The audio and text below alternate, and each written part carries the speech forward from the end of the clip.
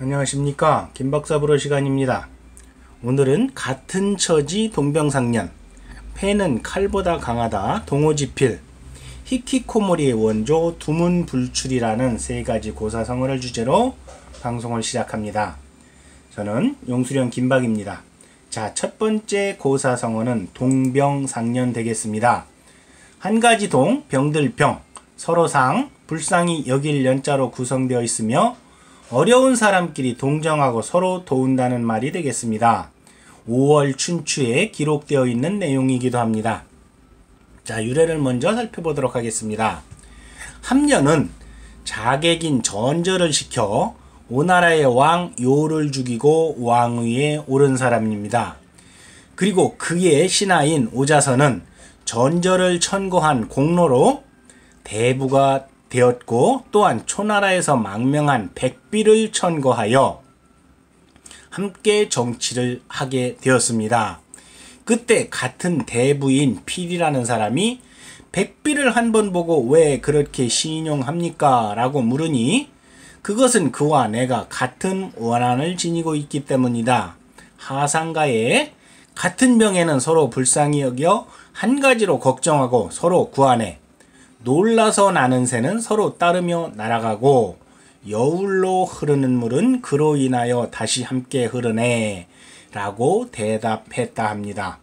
뭔지 이해할 수 없는 말이긴 하지만 오묘한 말이라고 할 수 있겠습니다. 결국 오자선은 백비를 경계하는 피리의 충고를 듣지 않다가 월나라에 매수된 백비의 참언으로 억울하게 죽었다, 분사했다라는 이야기가 전해지고 있습니다. 이러한 오자서의 전철에서 바로 검은머리 짐승은 함부로 거두는 게 아니다 라는 옛사람들의 교훈을 얻기도 하고 있습니다. 자, 동병상련과 유사한 얘기들이 몇 가지 있습니다. 첫 번째는 양과 분비입니다. 두 과부가 슬픔을 함께 나눈다 라는 말이 되겠습니다. 또 하나는 호사토읍 되겠습니다. 여우가 죽으니 토끼가 온다, 비슷한 운명을 지니고 있는 이런 여우와 토끼의 동병상련의 마음을 나타내는 말이라 할 수 있겠습니다. 또 하나는 유유상종 되겠습니다. 같은 무리끼리 서로 내왕하며 사귄다는 말이 되겠습니다. 또 하나 유명한 말이 있지요. 바로 초록동색입니다. 풀빛과 녹색은 한 빛깔로 같은 색을 지닌 말이라고 할 수 있겠습니다. 이렇게 양과 분비와 호사토읍, 유유상종과 초록동색이 동병상련과 유사한 말이라고 할 수 있겠습니다. 자, 그림을 보면서 다시 한번 살펴보도록 하겠습니다. 손에 손잡고 서로를 이해하며 어깨 동무하는 것, 그것이 동병상련의 진정한 자세 아닐까 이렇게 생각합니다. 그리고 가재와 개는 갑각류로서 같은 처지이긴 하지만 크기와 자태는 엄연히 다릅니다. 하지만 말입니다. 구워 먹고 삶아 먹는다는 공통점은 존재합니다. 상당히 맛있는 이러한 가재와 개라고 할 수 있겠습니다. 그리고 세 번째 그림을 한번 보시지요. 누가 더 불쌍한지는 잘 모르겠지만 동병상련의 마음이야 이해하지만 왠지 역전된 것 같은 씁쓸함이 드는 것은 나만 그런가 이렇게 생각을 해봅니다. 다리를 다쳐서 불편한 사람이 신체 건강한 이러한 동냥을 하는 사람에게 이렇게 동냥을 주고 있습니다. 누가 더 불쌍한지는 모르겠습니다. 아마 거지가 더 건강해 보이는 건 제 눈에만 그렇게 보이는 건지 모르겠습니다. 어쨌든 이러한 동병상련에서 얻게 되는 가장 큰 교훈은 검은머리 짐승은 잘못 거두면 피바가지 뒤집어 쓰게 된다는 씁쓸한 교훈이라고 할 수 있겠습니다. 자, 두 번째 고사성어는 동호지필 되겠습니다. 감독할 동자, 여우호자, 갈지자, 붓필자로 구성되어 있습니다. 정직한 기록이라는 뜻으로서 춘추 좌시전 선공 2년조에 기록되어 있는 내용이기도 합니다. 자, 동호회 직필이라는 뜻으로서 정직한 기록을 맡은 이가 직필하여 조금도 거리낌이 없음을 이르는 말이라고 할 수 있겠습니다. 유래를 한번 살펴보겠습니다. 동호는 중국의 춘추 직필 사가입니다. 곧 사실을 숨기지 않고 사실대로 직필하는 사람이라는 뜻입니다. 춘추시대 진나라에 있었던 일입니다. 대신인 조천이 무도한 영공을 시해했습니다. 당시 재상격인 정경 조수는 영공이 시해되기 며칠 전에 그의 해학을 피해 망명길에 올랐으나 국경을 넘기 직전에 영공의 시해 소식을 듣고 도읍으로 돌아옵니다. 그러자 사관인 동호가 공식 기록에 이렇게 적습니다. 조순 그 군주를 시해하다. 이렇게 말입니다. 조순이 이 기록을 보고 항의하자 동호는 이렇게 말합니다. 물론 대감이 분명히 하수인은 아닙니다. 그러나 대감은 당시 국내에 있었고 또 도읍으로 돌아와서도 범인을 처벌하거나 처벌하려 하지도 않았습니다. 그래서 대감은 공식적으로는 시해자가 되는 것입니다. 조수는 억울하긴 하지만 그것을 도리라 생각하고 그대로 뒤집어 쓰고 말았습니다. 훗날 공자는 이 일에 대해 이렇게 말합니다. 동호는 훌륭한 사관이었다. 법을 지켜 올곧게 직필했다. 조선작 즉 조순도 훌륭한 대신이었다. 법을 바로잡기 위해 오명을 감수했다. 유감스러운 일이다.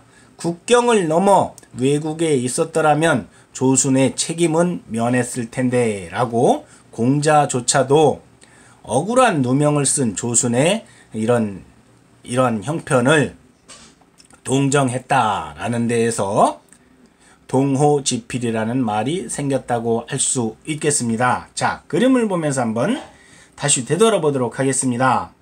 나의 눈과 마음을 탓하지 말라. 내가 동호다. 첫 번째 그림이 나타내고 있습니다. 나는 본대로 느낀 대로 그대로 적는다. 내가 동호인 이유이고 붓을 든 이유다. 아주 직필을 하는 사가의 표본이라고 할 수 있겠습니다. 자, 두 번째 그림입니다. 얼레리 꼴레리 쟤들 연애한다요. 자, 낱말은 새가 듣고 반말은 쥐가 듣습니다.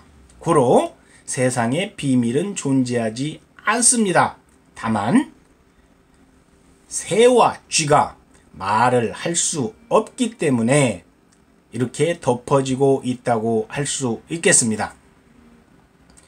자, 휘슬블로어라고 내부 고발자가 있습니다. 이 내부 고발자야말로 동호지필의 진정한 계승자가 아닐까 합니다. 하지만 현실은 참으로 냉혹합니다. 이들 내부 고발자들이 부당 해고당하고 부당 대우를 받습니다. 그리고 동료들로부터의 손가락질까지 받습니다. 옳은 일을 하고도 이렇게 부당한 대우를 받게 됩니다. 이게 사회고 나라라면은 동조할 가치가 없다고 생각합니다. 자, 세 번째 고사성어는 두문불출이 되겠습니다. 막을 뚜자, 문자, 아니불자, 날출자로 구성되어 있습니다. 세상과 인연을 끊고 출입을 하지 않는다는 말이 되겠습니다. 조선 태조 때, 즉 이성계 때 생긴 말이라고 할 수 있겠습니다. 세상과 인연을 끊고 출입을 하지 않는다 라는 말입니다.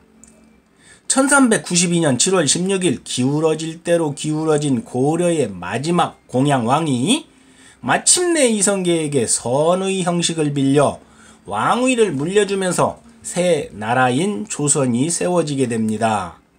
하지만 아무리 무너질 대로 무너진 고려였다지만 이에 대한 충절을 잊지 않은 선비들은 자신들의 뜻과 의를 위하여 새 나라인 조선의 과거에도 응하지 않은 채 부조현이라는 고개에서 의복을 벗고 두문동에 들어가 마을을 이루며 삽니다. 두문동은 지금의 경기도 개풍군 광덕산 서쪽의 골짜기를 말하는데 조선 조정에서는 이에 두문동을 포위하고 불을 질렀다고 전해집니다. 그 전에 이성계가 이 100여 명의 고려 유신들에게 조정에 입각할 것을 간곡히 여러 번 부탁합니다. 그러다가 이들 고려 유신들이 말을 듣지 않자 뿔따구가 나서 두문동이라는 마을 산에 불을 질러서 이들을 전부 불태워 죽였다고 합니다. 자, 그러나 불로 모든 것이 타는 가운데서도 두문동에 들어가 있는 충신 72인, 제가 알기로는 100인 정도 됩니다. 72인은 절대 나오지 않았는데 모두 불타 죽었다고 전해집니다. 여기서 바로 두문동의 두문에서 절대 나가지 않았다는 두문 불출이라는 말이 전해지게 되었다는 내용 되겠습니다. 이 두문 불출은 나중에 성산문의 시에도 나타납니다. 수양산 바라보며 이제를 하나노라 줄여 죽은 진들 채미도 하난 것가 비록에 푸세했 것인들 네 따에 났나니 라는 이러한 말이 되겠습니다. 백이숙제의 고사 성어에서 성산문의 시가 탄생한 것이라고 할 수 있겠습니다. 자, 그림을 보면서 다시 한번 살펴보도록 하겠습니다. 조선 태조인 이성계 요청을 묵살하고 두문동에 집거한 100여 명의 고려 유신들의 모습을 보고 있습니다. 이들은 모두 뜨거 나중에 이성계에 의해서 모두 불에 타 죽었다 합니다. 자, 두 번째는 그림을 한번 보시죠. 바다를 지켰다면 조선은 멸망하지 않았을 것입니다. 공도정책과 쇄국정책이 조선을 멸망에 이르게 한 근원적인 이유라고 말씀드릴 수 있겠습니다. 자, 또 하나 말입니다. 요 대포 두문이 있습니다. 요 대포 두문이 불출, 즉 쏘아지지 않는다면 어떻게 될 것인가? 두문 불출이 바로 이 상황이라고 할 수 있겠습니다. 웃자고 하는 얘기입니다. 자, 이러한 두문 불출은 방콕하지마, 은둔형 외톨이, 히키코모리의 원조, 고집불통 백이숙제들을 일컫는 말이라고 할 수 있겠습니다. 어쨌든 두문불출에서 얻는 오늘의 교훈은 눈과 귀를 항상 열어둘 것, 즉 정보 획득에 민감하게 반응해야 한다라는 말이 되겠습니다. 자, 이상으로 오늘 김박사부로를 마치도록 하겠습니다. 저는 용수령 김박이었습니다. 다음 시간에 뵙도록 하겠습니다. 감사합니다.